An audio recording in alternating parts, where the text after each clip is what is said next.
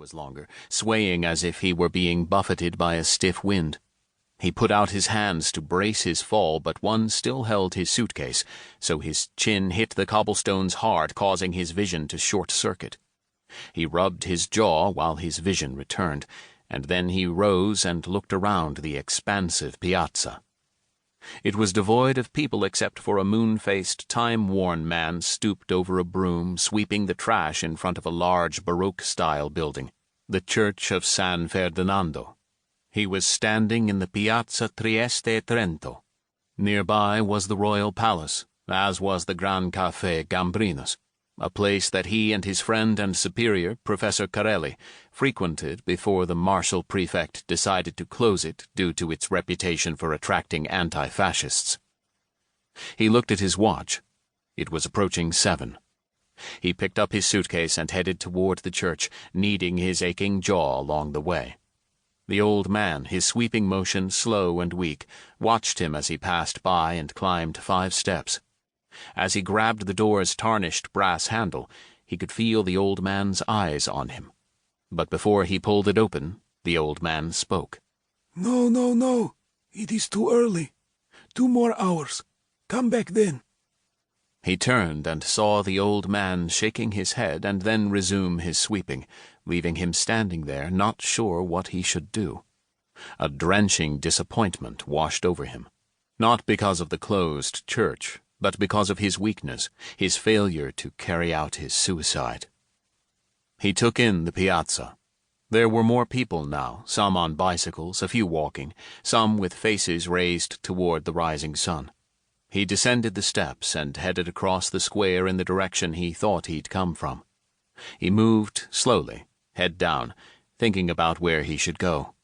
He had determined he would never return to teaching, so making his way to the Institute of Physics in Naples was out of the question, and he couldn't go back to his hotel room at Albergo Bologna. He was just passing the opera house when someone rushed past him. A moment later, he heard his name. Ettore?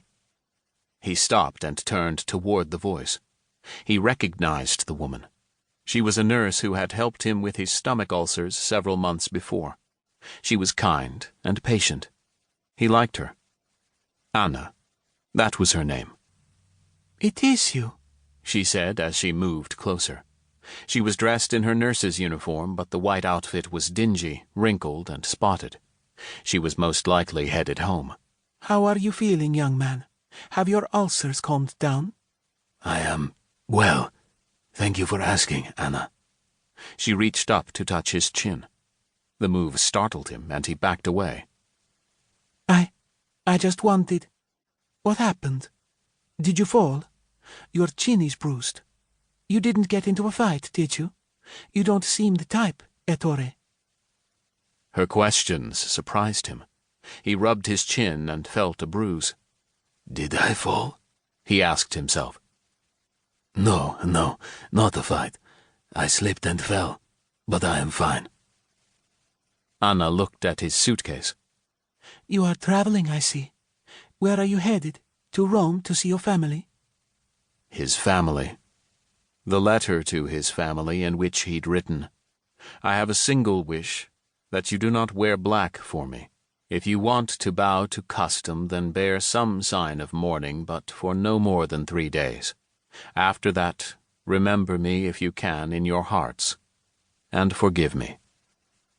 Anna tugged on the sleeve of his coat. He flinched at her touch. Ettore, are you all right? He turned and hurried away, leaving her standing in the piazza, calling out his name. Chapter 1 14:30 hours, Thursday, November 5, 1942.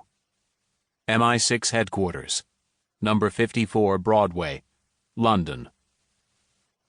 Miles Stoker at first was surprised, but that surprise slowly turned to anger. As Kim Philby's deputy, he had grown used to being at the man's beck and call. Some days he lamented he was just an errand boy. It shocked him that Philby summoned him by sending a low-life, pock-faced courier who he didn't recognize, but who had no problem identifying him.